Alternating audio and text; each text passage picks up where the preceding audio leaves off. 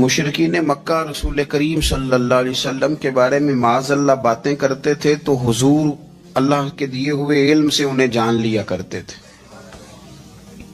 ایک دن وہ باتیں کر رہے تھے تو باتیں کرتے کرتے نا مشرکین مکہ نے عجیب بات کر دی، نادان تھے نا، جانتے نہیں تھے، عجیب بات کر دی، کہنے لگے آہستہ بولو کہیں محمد صلی اللہ علیہ وسلم کا رب سن نہ لے، آہستہ بولو، اونچی بات نہ کرو، کہیں مصطفیٰ کریم علیہ السلام کا خدا سن نہ لے۔ تو اللہ نے آیت نازل کر دی، فرمایا نادانو وَأَسِرُّ قَوْلَكُمْ ابھی جہارو بھی، آہستہ بولو یا اونچا بولو۔ اور شارحین نے مفسرین نے لکھا ہے نہ بھی بولو، آہستہ بولو یا اونچا بولو یا بے شک تم کوئی بات زبان سے ادا نہ بھی کرو، اِنَّهُ عَلِيمٌ بِذَاتِ الصُّدُورِ، رب تو تمہارے دلوں کے حال جاننے والا ہے، اسے تو پتہ ہے تم نے سینے میں کیا چھپایا ہے، حسد چھپایا ہے کہ رشک چھپایا ہے، عداوت چھپائی ہے کہ محبت چھپائی ہے، اسے تو پتہ ہے، اسے خبر ہے، اس لیے کہ وہ نظر ہی تمہارے دل پہ رکھتا ہے، اسے پتہ ہے تمہارے اندر کیا ہے۔ ہم لوگوں نے نا اپنی سارے معاملات دنیا داروں سے، لوگوں سے، یاروں سے، دوستوں سے وابستہ کر لیے۔ ہمیں تعریف بھی بندوں سے چاہیے، ہمیں اچھے ہونے کا جو ڈگری ہے وہ بھی بندوں سے چاہیے، ہم بندے بڑے نیک ہیں یہ بھی لوگ کہیں تو پھر ہم مطمئن ہیں، ہم صحیح راستے پہ چل رہے ہیں یہ سند بھی بندوں سے چاہیے۔ ہر بات پر اعتماد خلق، ہر وقت لوگوں پر ہی دھیان، لوگوں پر ہی توجہ، لوگوں کے معاملات ہی ڈسکس کرنا، بھئی یہ تو تیرے ذمہ ہی نہیں، تجھے تو کہا گیا ہے کہ وَمَن يَتَوَكَّلْ عَلَى اللَّهِ، تو اپنے رب کی ذات پر بھروسہ کر، فَهُوَ حَسْبُهُ، وہ تیرے لیے دنیا میں بھی کافی ہو جائے گا، آخرت میں بھی کافی ہو جائے گا، وہ تیرے لیے کافی ہے تیرا رب رسول۔ تو اللہ رسول کی جانب توجہ کر، ہماری ساری معاملات بندوں کے ساتھ مطلب فلانے کو کیا مل رہا ہے، فلانا کدھر جا رہا ہے، فلانے کے پیسوں پہ میرا کتنا حق ہے، فلانا آگے نکل گیا، فلاں پیچھے رہ گیا، فلاں نے محبت سے نہیں دیکھا، فلاں نے یہ کر دیا، ساتھ چھوڑیں۔ یہ تو ہر وقت تو ذکر آپ کو اللہ کا کرنا تھا، یا ایھا الذین آمنوا اذکروا اللہ ذکرا کثیرا وسبحوہ بکرۃ واسیلا، یہ جو آپ ہر وقت بندے کر رہے ہیں یہ تو آپ کو حکم ہی نہیں ہے، آپ نے تو ہر وقت اللہ اللہ کرنی تھی، تو جو کام کرنے کا تھا وہ چھوڑ دیا، جو نہیں کرنا چاہیے تھا اس پہ بحث شروع کر دی، پھر دل کے اندر مد و جزر خراب ہوتے ہیں، قلبی واردات بگڑ جاتی ہے، حسد پیدا ہوتا ہے، انسان کو لالچ پیدا ہوتا ہے، انسان حریص ہو جاتا ہے، انسان لوگوں سے عداوتیں پال لیتا ہے۔ کبھی ایسا کام نہ کرے۔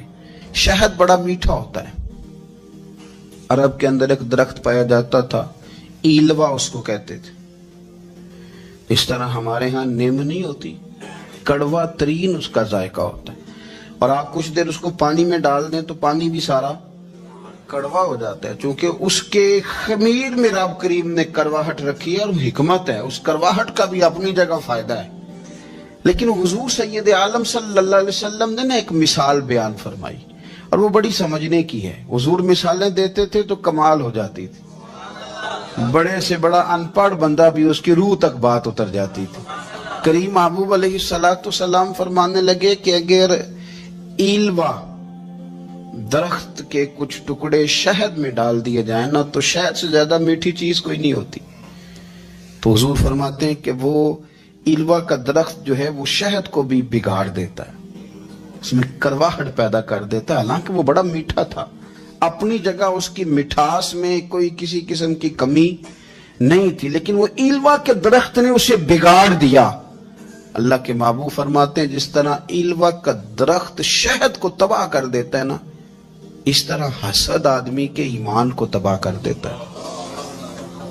ایمان بڑی میٹھی چیز ہے، بڑی حسین چیز ہے، لیکن جب حسد آ گیا نا، حسد ہے کیا؟ حسد بندوں سے نہیں ہوتا، یہ سمجھ لیں۔ حسد کا مطلب، حسد کی لغوی تعریف یہ ہے کہ یہ سمجھ لینا کہ یا اللہ اسے نہیں دینا چاہیے تھا، مجھے دینا چاہیے، یہ تعریف ہے۔ تو حسد ہوتا کس سے ہے؟ حسد دراصل بندے پہ نہیں کیا جاتا. حسد کا معنی یہ ہے کہ آپ اللہ کی تقسیم پر اعتراض کر رہے ہیں. آپ کا کہنا یہ ہے کہ یا اللہ یہ تقسیم ٹھیک نہیں ہوئی، معاذ اللہ یہ ادھر چلا گیا، یہ تو ادھر آنے والی چیز تھی. تو یہ آپ نے ڈائریکٹ جو مقابلہ شروع کیا، معاذ اللہ یہ تو آپ نے اللہ کی تقسیم کے ساتھ شروع کر دی. تو پھر دل میں بگاڑ آتا ہے، پھر انسان ٹوٹ پھوٹ کا شکار ہوتا ہے، پھر وہ کمزور پڑ جاتا ہے، پھر وہ ایسی باتیں کرتا ہے جو اس کے منصب کے مطابق نہیں ہوتی، کچی بات کرتا ہے، کمزور بات. اللہ بہتر جانتے ہیں کون سی چیز اس نے کہاں رکھنی ہے. رب کی حکمت پر اور اس کی دی ہوئی توفیق پر راضی رہنا ایمان کا تقاضا ہے. لیکن ہمیں تو چاہیے تقسیم اپنی مرضی کی. ادھر کیوں چلا گیا، ادھر آنا چاہیے تھا. بھئی آپ کو یہ کس نے حق دیا ہے؟ مالک نے جو چاہا جب چاہا جہاں چاہا اپنے فضل سے عطا فرمایا. حسد، اور پھر اس کے اگر کوئی حسد نہیں کرتا تو لالچ شروع کر دیتا ہے. وہ کہتا ہے کہ یہ جو اس کا مال ہے اس میں میرا بھی حق تھا، یہ تو مجھے ملنا چاہیے تھا. آپ یقین کریں کہ بندے بندوں سے کم پیار کرتے ہیں، جیبوں سے زیادہ پیار کرتے ہیں. اس بندے کو تو کوئی نقصان نہیں جس کے ساتھ آپ نے تعلق رکھا ہوا ہے جیب کا، لیکن آپ بڑے کمزور ہو گئے. آپ جب لالچ کر لیا، نفسانیت میں آ گئے تو آپ کمزور پڑ گئے. آپ نے مطلب کیا، آپ کا کیا خیال تھا کہ رب کی بارگاہ سے کوئی کم ملنے والا تھا جو بندوں پہ اتنی توجہ کر لی. حضرت بہلول دانا رحمت اللہ علیہ نے کیا خوبصورت انداز ہے. رب کریم کے بندوں کی باتیں اللہ کے لشکروں میں سے لشکر. کیا سوچ تھی، کیا نظریہ تھا، کیوں یہ لوگ اتنے مضبوط تھے، فکری طور پر مضبوط تھے، فکری طور پر.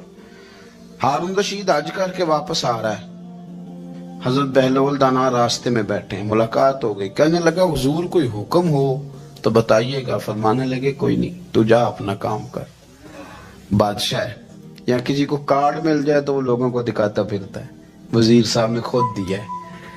بادشاہ وقت خود کہہ حضرت کوئی حکم ہو تو. فرمایا نہیں، اللہ خیر کرے گا. تو کہنے لگا حضور میں نے سنا آپ مقروض ہیں تو بتا ہی دیتے. تو آپ مسکرا کے فرمانے لگے تیرا کیا خیال ہے بھلا؟ کہنے لگے حضور کس بابت؟ فرمانے لگے تیرا کیا خیال ہے کہ اللہ ہارون رشید کو دے گا اور بہلول دانا کو بھول جائے گا؟ تیرا کیا خیال ہے؟ رب کریم ہارون رشید کو تو دیتا جائے گا اور بہلول دانا کو بھول جائے گا. بادشاہ کہتا ہے کہ میں چکرائی گیا کہ بھلا اس سوال کا کیا جواب ہے. تو میں نے کہا حضور رب تو بھولنے سے پاک ہے، وہ تو کسی کو نہیں بھولتا، اسے نہ اونگ آتی ہے نہ نیند آتی ہے. تو فرمانے لگے جا پھر اپنا کام کر، جب مناسب سمجھے گا تو بہلول کو بھی قرضے سے نجات عطا کاری دے گا. تو جا اپنی ڈیوٹی کر، وہ جب چاہے گا نا تو میرے قرضے دور. تو کیا سمجھتا ہے کہ تجھے یاد رکھے گا مجھے بھول جائے گا؟ یہ کیسے ہو سکتا ہے؟ اور یار ادھر دیکھ میری بات سن. او بھائی وہ تیرا میرا رب ہے، یہ ہو سکتا ہے کہ امیروں کو دے دے اور تیرے جیسے میرے جیسے غریبوں کو وہ بھول جائے؟ یہ ہو سکتا ہے؟ تو کیوں لوگوں کی جیبوں پہ توجہ، لوگوں کی جیبوں پہ نظریں، فلانے کے پاس آ گیا تو میں رہ گیا، مطلب کس لیے؟ ہمارا رب کسی کو بھولتا نہیں ہے. کسی شخص کو وہ میرا مالک اپنے فضل سے نظر انداز نہیں کرتا، وہ سب کو نوازتا ہے. لیکن اس کی حکمت کے تقاضوں کا انتظار کرنا مسلمان کی شان ہے. کبھی کسی حسد میں کبھی کرنا ہو تو رشک کریں، مزہ آئے گا. اور یہ رشک کرنے کا نا، رشک کا معنی کیا ہے؟ حسد کا معنی یا اللہ اسے نہیں دینا چاہیے تھا، مجھے دینا چاہیے تھا. اور رشک کا معنی یا اللہ تو نے دیا ہے، کیا بات ہے، اسے دیا تو کیا بات. اگر تو نے دیا تو مالک جچا بھی ہے، اگر تو نے دیا ہے تو نظر بھی آیا ہے، اگر تو نے دیا ہے تو پھر کیا بات ہے، کمال ہو گئی، وہ نظر آ رہا ہے. اور یا اللہ اسے دیا ہے تو میں بھی تیرا بندہ ہوں، اسے بھی اور دے اور مجھے بھی عطا فرما. یہ رشک ہے. رشک کا نا حضور نے حکم دیا ہے، نبی پاک نے رشک کا. ہمارا یہ مسئلہ ہے کہ ہم نا جو کرنے والا کام ہے وہ نہیں کرتے، رشک کریں. بخاری مسلم میں حدیث ہے، نبی پاک صلی اللہ علیہ وسلم نے فرمایا 2 بندوں پر رشک کرو. کہو کیا بات؟ رشک کرو دو بندوں. یا رسول اللہ کون کون سے؟ فرمایا ایک وہ مالدار جسے اللہ دولت دے اور وہ صبح بھی رب کے رستے میں خیرات کرے اور شام بھی رب کے رستے میں خیرات کرے. یہ قابل رشک ہے. کہو تیری کیا بات ہے بھائی، کیا تجھے اللہ نے نوازا ہے، اور اس پر رشک کرو کو یا اللہ اسے اور دے تاکہ یہ تیرے بندوں پہ اور اثار کرے اور تیرے بندوں پہ سخاوت کرے، اور اللہ اس کے فعل تصدق ہمیں بھی عطا فرما.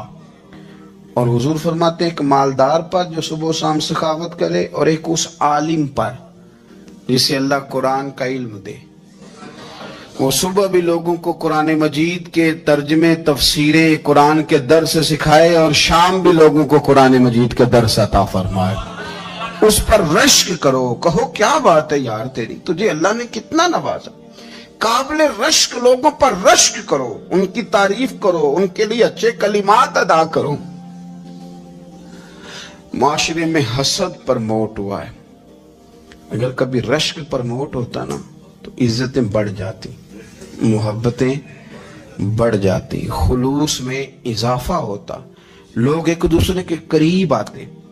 ہم نے کسی فضیلت والے کی فضیلت کو تسلیم کرنے سے انکار کر دیا، ہم نے کسی بڑائی والے کی بڑائی کو تسلیم کرنے سے انکار کر دیا، ہم نے حسد کیا، ہم نے لالچ کیا، ہم حریص ہوئے. اس کا نقصان یہ ہوا کہ لوگ ایک دوسرے کے پاس رہتے ہوئے پاس نہیں رہتے، ایک دوسرے کے ساتھ وقت گزار رہے ہوتے ہیں لیکن ان کے بارے میں رویے ان کے سخت ہوتے ہیں، لب و لہجہ تلخ ہوتا ہے. جب وہ کسی کے بارے میں بے لاگ تبصرہ پوچھا جائے تو غلط باتیں کریں، رشک کریں. دیکھیں نا حضرت ابو بکر صدیق رضی اللہ، حضرت عمر فاروق رضی اللہ، ساری زندگی دوڑ لگی رہی.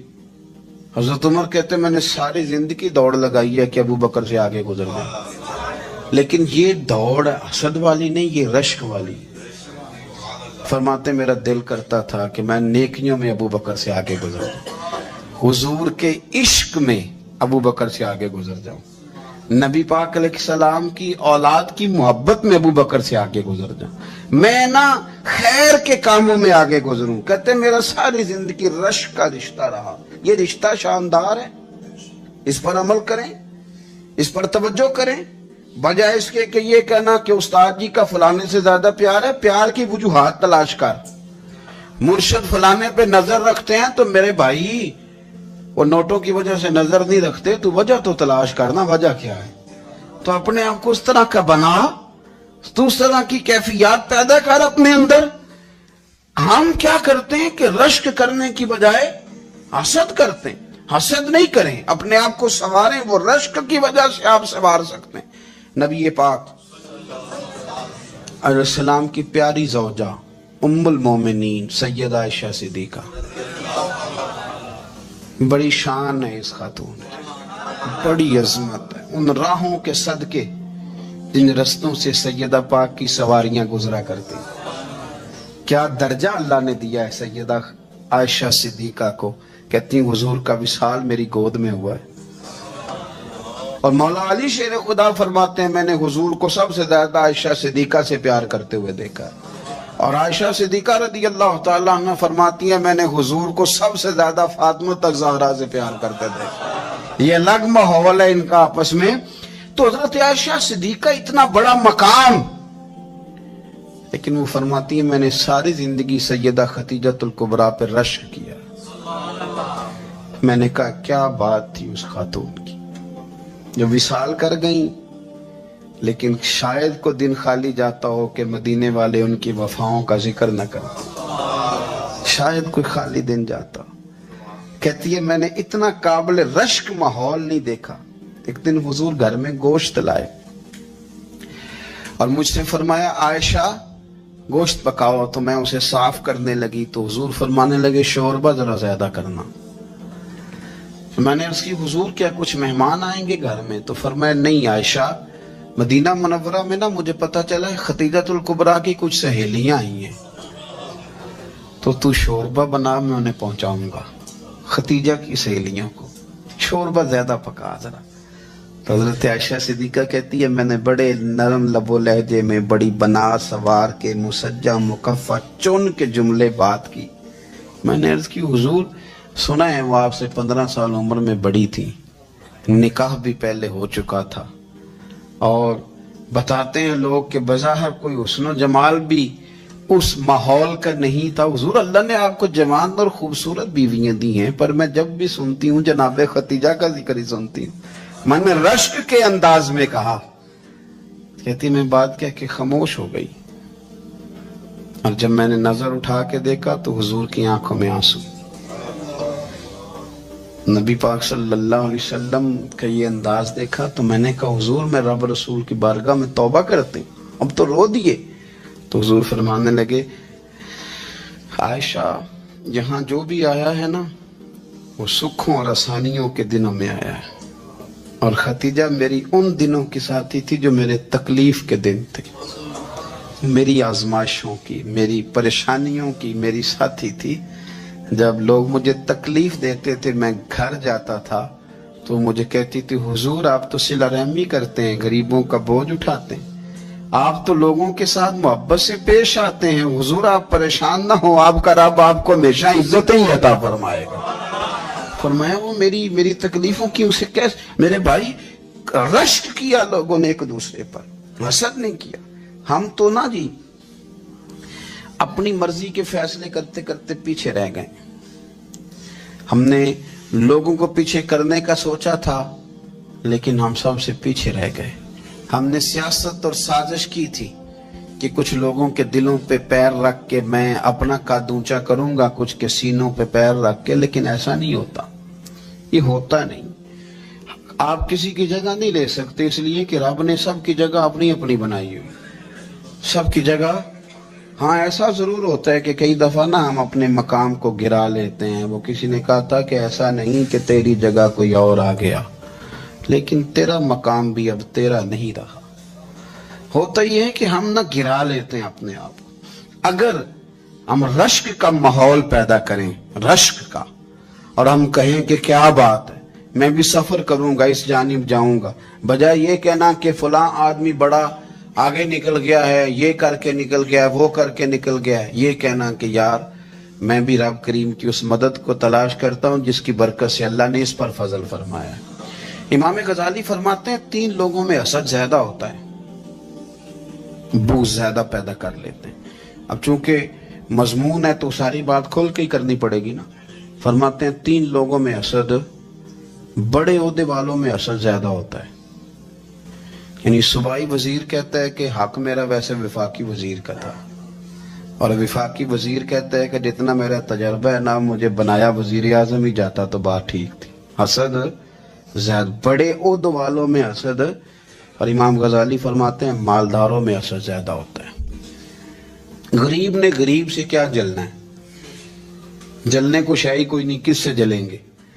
تو غریب تو بیچارہ 4 روٹیاں ہوتی ہیں تو کہتا ہے چلو ٹھیک ہے آ جاؤ، دونوں مل کے بیٹھ جاتے ہیں۔ غریبوں کے دوست بھی غریب، امیر حسد کرتے ہیں، وہ سودے پہ سودا کرتے ہیں، وہ ایک دوسرے کی کمزوریاں بیان کرتے ہیں۔ میں نے گاہکوں کو نفع لیتے دیکھا ہے، فلانے سے مال لیتے تھے جی اس نے بڑا تنگ کیا، تو کہتا ہے اسی طرح کا تو مجھ سے خریدا کر۔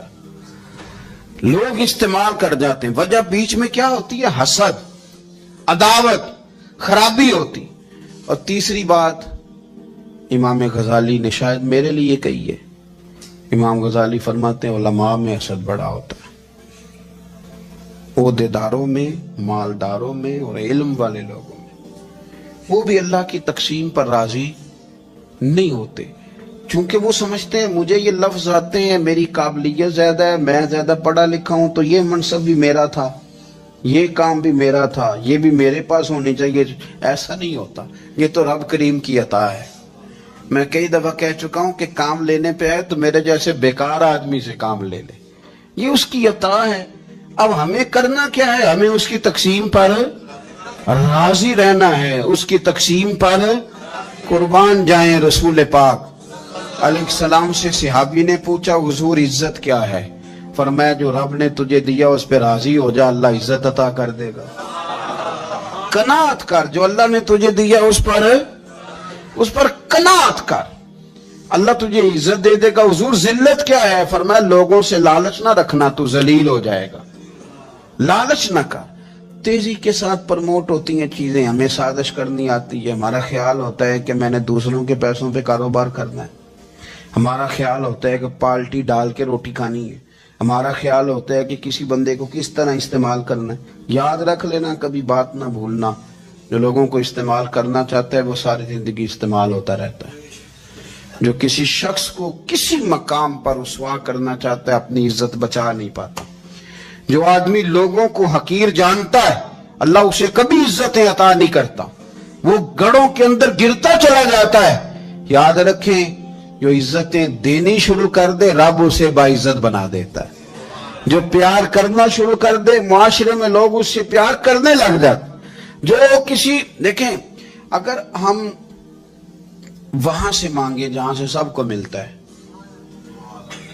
तो फिर बंदों पर इतनी नजर रखने की जरूरत बाकी रहती नहीं है। उधर देखें, रश्क करेंगे तो लालच से भी बचेंगे, असर से भी बचेंगे। बुखारी मुस्लिम में हदीस है, हजरत अबू हुरैरा रज़ी अल्लाह ताला अन्हु कहते हैं हुजूर की बारगाह में हाजिर थे तो कुछ गरीब लोग हाजिर हुए, घोराबा।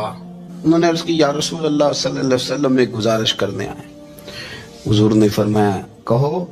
या रसूल अल्लाह, अमीर तो हमसे आगे निकल गए। हुजूर ने फरमाया, किस बात में? अर्ज़ की, हुजूर नमाजों में नहीं हम गुजरने देते, इतने नफल वो पढ़ते हैं उतने हम भी पढ़ लेंगे। सही बताना, सही। आजकल ये नमाजों का मुकाबला भी है कि नफल मैंने ज्यादा पढ़ने, इबादत मैंने। हमारे साहब रहमतुल्लाह अलैह फरमाया करते थे, आस्थानों पे गद्दी नशीनों का तो रौला होता है, अल्लाह अल्लाह करने का रौला नहीं होता।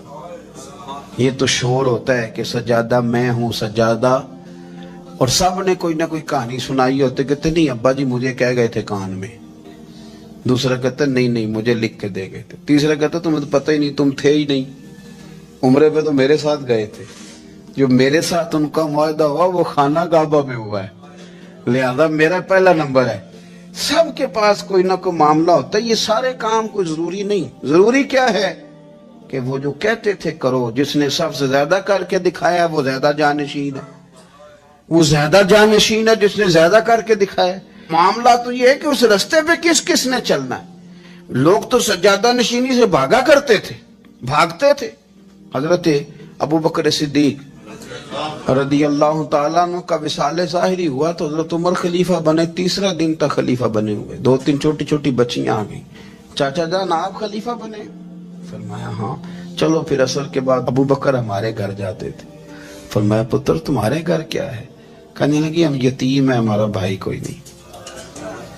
अबू बकर रोज असर के बाद आते थे, हमारी बकरियों का दूध धो के हमें दे जाते थे। कुछ बेच के गुजारा कर लेती थी, कुछ पी लेती थी। चचा 3 दिन हो गए, मेरी अम्मा भी रोती है, बहनें भी रोती, आप चलेंगे? तो जनाब सैयदना उमर फारूक कहते हैं मैंने दस्तार सर पे रखी और पटका मैंने अपने कंधे पे रखा, बेटियां आगे आगे मैं पीछे पीछे, रोते जा। एक सहाबी ने पूछा उमर क्यों रो रहे हो? कहने लगे यार ये अबू बकर कितना मुश्किल रास्ता दे के गया, कितना मुश्किल रास्ता है इसके तरीके पे चलना। ये लोग तो सज्जादा नशीनी इतना कठिन काम था, लोग भागा करते थे। शौक आ गया। रसूल करीम अलैहिस्सलाम के हुजूर नाज हाजिर हो के अर्ज की हुजूर अमीर आगे गुजर गए, नमाजों में नहीं हम गुजरने देते, हम उनसे ज्यादा पढ़ेंगे। नफलों में नहीं गुजरने देते, ज्यादा पढ़ेंगे। या रसूल अल्लाह सल्लल्लाहु तआला अलैहि वसल्लम हम उन्हें ना तिलावत कुरान पाक में नहीं आगे गुजरने देंगे, वो हम ज्यादा पढ़ेंगे। लेकिन हुजूर वो मालदार हैं, गुलाम आजाद करते हैं, सदकात करते हैं, खैरा, उसका हम क्या करें? हजरत सैयदना अबू हुरैरा फरमाते हैं कि जवाब तो हुजूर ने बाद में देना था, पर जब उनका सवाल खत्म हुआ तो मैंने हुजूर का चेहरा नूर देखा तो रसूल पाक का चेहरा खुशी से खिलता हुआ मुझे नजर आया। गोया ये जो रश्क है ना कि नेकी में आगे गुजरना, ये हुजूर को इतना पसंद आया कि उनके सवाल से हुजूर बड़े राजी हुए। करीम फरमाने लगे, हुजूर फरमाने लगे मैं तुम्हें एक वजीफा बताता हूं, तुम वो पढ़ो, अमीर जितनी भी नेकियां करेंगे ना अल्लाह तुम्हें उनके बराबर सवाब दे देगा। ले लो नुस्खा, ये करो काम। या रसूलल्लाह बताएं, फरमाए रात को ना 33 बार सुभान अल्लाह पढ़ा करो, 33 बार अल्हम्दुलिल्लाह पढ़ा करो, 34 बार अल्लाहु अकबर पढ़ा करो। अब जितनी भी नेकियां अमीर करेंगे ना, तुम्हारे वजीफे की बरकत से अल्लाह तुम्हें उनके बराबर सवाब अता कर दे। अब जनाब अबू हुरैरा कहते मैंने उनके चेहरे देखे तो मुझे यूं महसूस हुआ कि जिस तरह किसी बंदे की खोई हुई रकम मिल जाए तो वो राजी नहीं होता। खोई हुई रकम मिल जाए तो बड़ा जैसे कोई उसके हाथ, चले अपना तर्जुमा कर लेते हैं, कमेटी निकलने पे नहीं बंदा बड़ा राजी होता कि 11 महीने से दे रहा था, 10 महीने से चलो निकल ही आई है, शुक्र है अल्लाह का। बड़ा खुश होता है बंदा, बड़ा राजी होता है। इस तरह उन लोगों के चेहरे खिल उठे। क्या बात है हुजूर, बस अब नहीं हम गुजरने देते। घर चले गए, वजीफे पढ़ने लगे। कुछ दिनों के बाद उनमें से कुछ लोग वापिस आए। हजरत अबू हुरैरा कहते हैं मुझे चूंकि वो पुरानी बात याद थी तो मैं दिलचस्पी से उनका आना जाना देखने लगा। वो करीम की बारगाह में आके बैठे तो उनमें से एक शख्स बड़ी परेशानी के साथ कहने लगा हुजूर बड़ी परेशानी लग गई। फरमाया क्या हुआ? अर्ज की या रसूल अल्लाह सल्लल्लाहु अलैहि वसल्लम, वो जो आपने वजीफा बताया था ना, मेरे कुछ पड़ोसी अमीर हैं वो तो उन्होंने भी सुन लिया है। हुजूर रात मैंने सुना है वो मालदार बंदा है, सदके खैरात भी बड़े करता है, गुलाम भी बड़े आजाद करता है, पर वो भी सोते वक्त 33 बार सुभान अल्लाह पढ़ रहा था। वो तो उसने भी सुन लिया हुजूर, वो बात यहाँ से निकली है, जाने कहां कहां पहुंची है, तो वो भी पढ़ रहा था हुजूर अब क्या बनेगा? तो कहते हैं उसके सवाल पर भी मेरे हुजूर बड़े ही मुस्कुराए। बाकायदा देहक हो गया हुजूर के, देहक हो गया। सरकार खोल के नहीं मुस्कुराते, लेकिन आज हुजूर इतना मुस्कुराए कि मैंने हुजूर के मुकद्दस दांतों की जियारत कर ली। देहक हो गया बाकायदा हुजूर का। हुजूर फरमाने लगे उन्होंने भी सुन लिया हुजूर, और सुन के पढ़ना भी शुरू कर। अब बात को समझे कि किसी अमीर ने ये नहीं कहा कि ये तो गरीब के लिए वजीफा था। मैं कहता हूं अल्लाह अल्लाह का मिजाज ही नहीं। मिजाज ये कि सियासत कैसे करनी है, चक्कर कैसे चलाना है, कोई कहानी कैसे सुनानी है। उधर उनको मिला, हालांकि बात तो गरीबों से हो रही थी। हुजूर वो तो उन्होंने भी पढ़ना शुरू कर दिया। अब हम क्या करें? तो रसूल करीम ने फरमाया वो भी पढ़ रहे हैं, हुजूर पढ़ रहे हैं, तो फरमाया ज़ालिका फ़ज़लुल्लाह युतीही मन यशा। भाई फिर ये तो अल्लाह का फजल है ना, वो जिसे चाहे अता करे।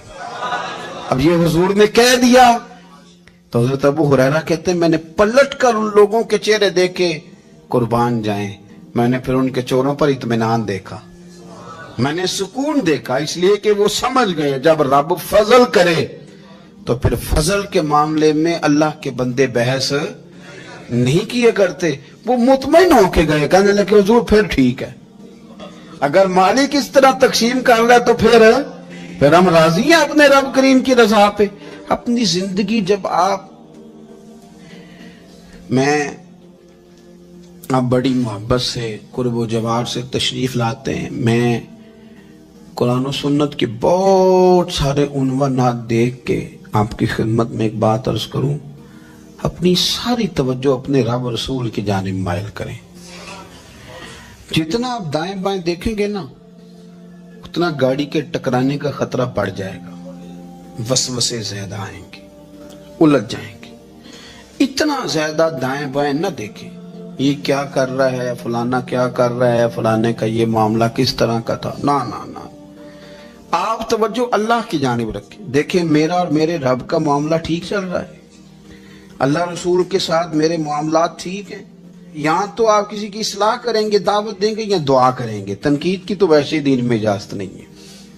आपने यहाँ किसी की इस्लाह करनी और वो दर्द के साथ करनी, और यहाँ किसी के लिए दुआ करनी है कि या अल्लाह इस बंदे पे रहम फरमाए से बदल दे। तनकीद की और तंज की तो इजाजत, अपना मामला रब करीम के साथ, हमारी सोचें किस तरह की हैं, हमारे अंदर माहौल किस तरह का है, वो चूंकि दिलों के हाल जानता है। और नबी पाक सल्लल्लाहु अलैहि वसल्लम ने फरमाया ना तुम्हारी जेबें देखता है ना तुम्हारे चेहरे देखता है, वो तो जब देखता है तुम्हारा दिल देखता है। इसकी कैफियत क्या है?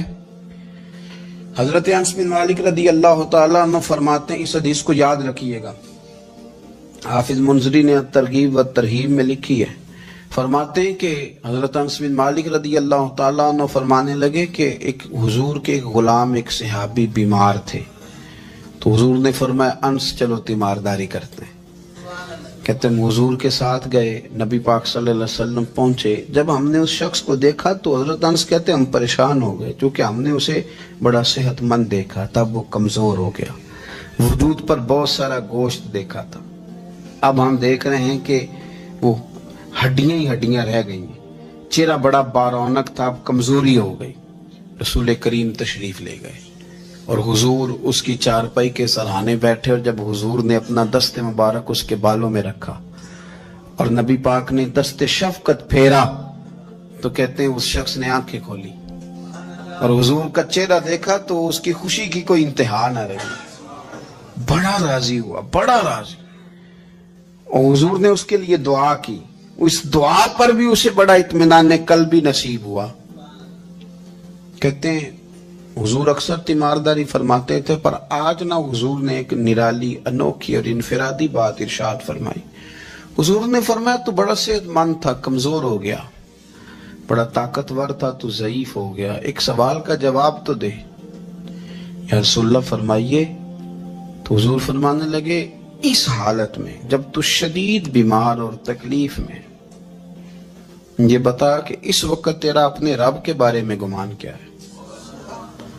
حضرت انس کہتے ہیں پہلے حضور بیماروں سے یہ سوال نہیں پوچھتے تھے، آج پوچھا، کیونکہ صحت میں لوگوں کی زبان پہ شکر ہوتا ہے اور بیماری میں شکوے ہوتے ہیں، معاذ اللہ۔ اس وقت اللہ کے بارے میں یہ سوچ حضور نے ہمیں دی ہے، تم نے ہر وقت یہ ذہن بنانا ہے کہ یہاں رب کریم کے بارے میں کیا تصورات پل رہے ہیں، آوازیں کیا اٹھ رہی ہیں، اس وقت تیرا اللہ کے بارے میں گمان کیا ہے؟